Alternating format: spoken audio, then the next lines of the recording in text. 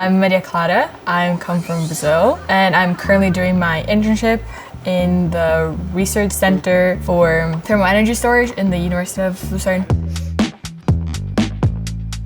So I'm an EESE student, so I do Energy Environmental Systems Engineering. I had no internship experience in the engineering area. I still applied because for me the idea that I would have a theoretical knowledge for a year and then I would have to stop and do a practical one was very interesting, and also it would give me insight into areas that I wanted to explore. So research was one of them, and I was like, I have the opportunity to do an internship, why not explore it for a year, because it will count as my internship for the study program, but also if I don't like it I can always go to industry after. It was a good combination to explore all of my interests all at once.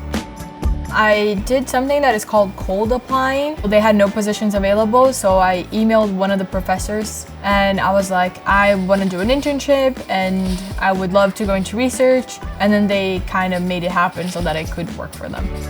I'm really interested in energy production, and thermal energy storage is kind of in the end of it, because if you produce energy and you can't use all of it, what can you do with it? And then thermal energy storage comes in.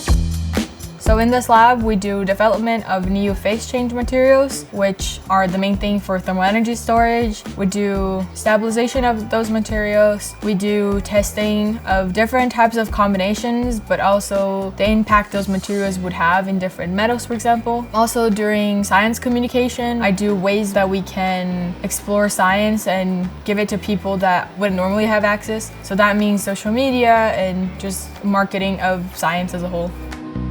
Here I'm learning a lot, but it's like a hands-on approach. So I'm learning how to deal with work-life balance and communication skills with a lot of like project managers, and also just learning actual scientific abilities, but also social abilities and communication abilities.